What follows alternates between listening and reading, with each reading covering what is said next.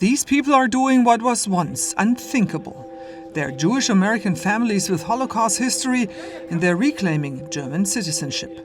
They want the option of returning to the country which murdered 6 million of their kind.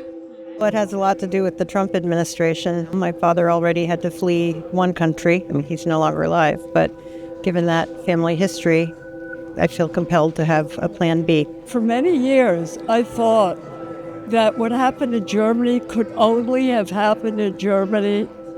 I now realize that was wrong. It could happen here. It may happen here. So I think it's a terrible political environment here. We're deeply concerned about the sort of erosion of our democratic norms. Those at the German consulate getting their passports are not the only ones. Ruth Greenthal is 103 years old and one of the oldest Holocaust survivors who just got her German passport back. The Nazi regime took away her German citizenship because she's Jewish. She started the process when it looked like Trump was likely to win a second time. I mean, and really evoked feelings that I thought I would never, in my lifetime, I would not have to deal with this again.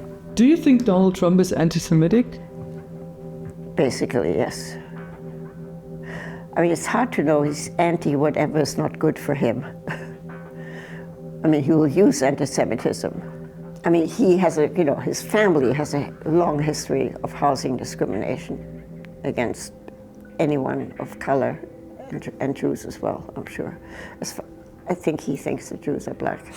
Recent events have undermined her feeling of belonging in the US, where she's lived for most of her life.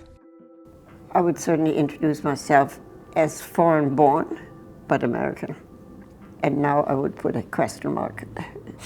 She was born in 1922 in Hamburg, one of two daughters of the successful publisher Kurt Enoch. Their mother died of tuberculosis in 1934. Which role did it play when you grew up that you were Jewish? Did you? Very little. We were barely cultural Jews. The Jewish community in Hamburg was particularly assimilated. I mean, my father was an officer in World War I. The family got permission to live where Jews were usually not allowed to live and to do work that Jews were usually not allowed to do because of bravery in the war.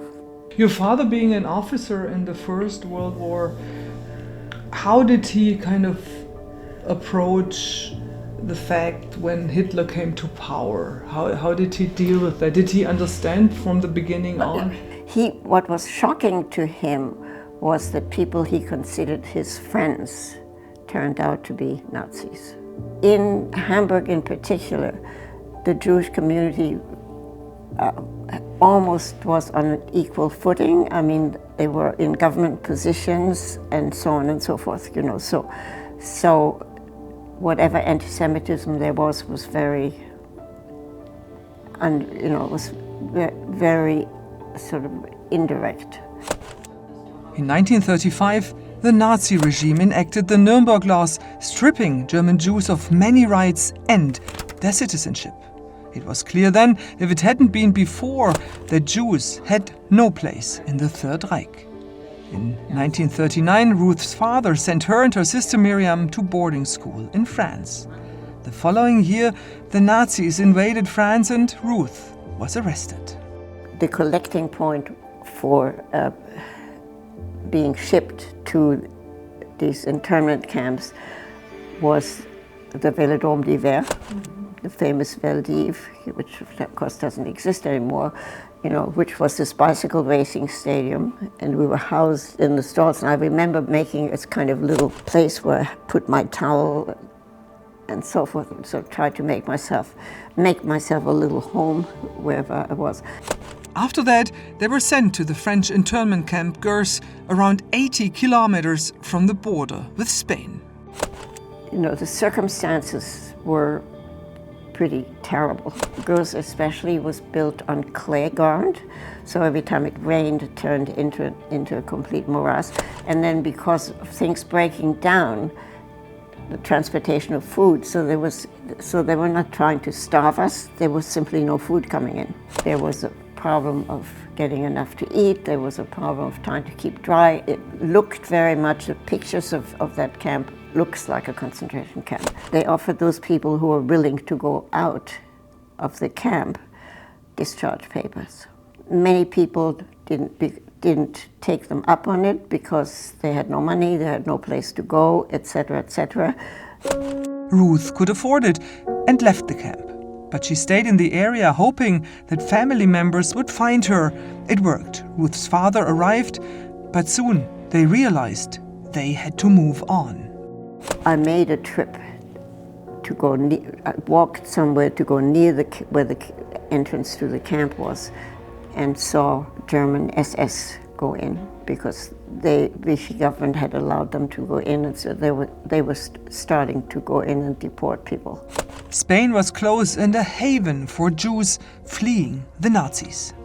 There was a sort of an underground railroad kind of communication that you had to go to a certain bathroom and you could climb up there's a window high up that you could climb up to, you could climb out and you could bypass. So my sister and I had to go through that bathroom exit from the train station to get past the checkpoints. So my father said, if they come through the train and check your papers, jump out of the train, to my sister and me. So you were very aware that you were like 17, 18? 17. Yeah. And that was the moment when you really knew. Well, I mean, I think that much as I sort of tried to kind of put one foot in front of the other in whatever situation I was in, I was certainly aware of danger. I was not inside a concentration camp being daily threatened with being killed. It was not that kind of, but it was very clear that we were threatened on all sides. That people discovered we were German, people discovered we were Jewish. It was both were dangerous. They traveled all the way through Spain, heading for Portugal and eventually the USA. When you approached Madrid, there was not a blade of green to be seen. Still from the Civil War, everything was just completely destroyed. In Lisbon, influential friends of her father got Ruth and her sister transatlantic passage on the Nea Hellas. Their new lives began as soon as they boarded. The life on board the ship was luxurious. They had deck chairs, and we had trouble dealing with eating regular food again. So I remember getting sick and having to learn that you had to limit how much you ate. And so there were places where there were white tablecloths. So it was like getting into a different reality altogether. But we made it, and we arrived in Hoboken. Ruth built a career as a psychotherapist in the United States and a family. She has 2 children, 4 grandchildren, and 3 great-grandchildren. All 3 are also now German citizens. The idea of having a different option is obviously becoming appealing to many. American applications for restoration of German citizenship removed by Nazis have more than doubled in the last 4 years in New York alone. Because the Nazi regime stripped German Jews of their citizenship and deliberately made them stateless, Germany allows victims of that persecution and their descendants up to the great-grandchildren to reclaim German citizenship. What is threatening for you with Donald Trump? Well, he blames the Jews or Zionism on a lot of things. We were just talking about the shooting in Minneapolis, and apparently now there's some sort of loose connection to George Soros, any number of things. But I also just think the whole MAGA movement, we have, I think 70% of all hate crimes in the U.S. now are against Jews. So it's not a comfortable feeling. I live in Washington, D.C. I get to see it a lot up close. And we'll talk to our grandmother on the phone, and she'd say, this is not good, this is not good. It may happen here. So it wasn't the Germans. It was just people. It wasn't just in the German character, because the American character that I thought could never do anything like that is doing something like this. Do you think there's a red line for you when the moment would be there to leave the country, you know? Oh, yes. There is. When they start coming for the Jews here, that'll be it. They're coming for brown people, black people, but they will come for the Jews. I'm convinced of that. They always do. And when that happens, Germany might be a way out. For some, the decision to become German is not politically motivated.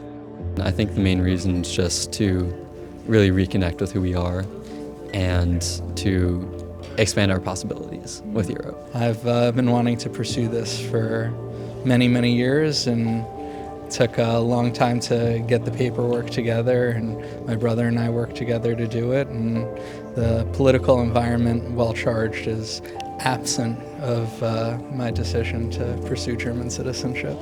And others are just hesitant to share their reasoning.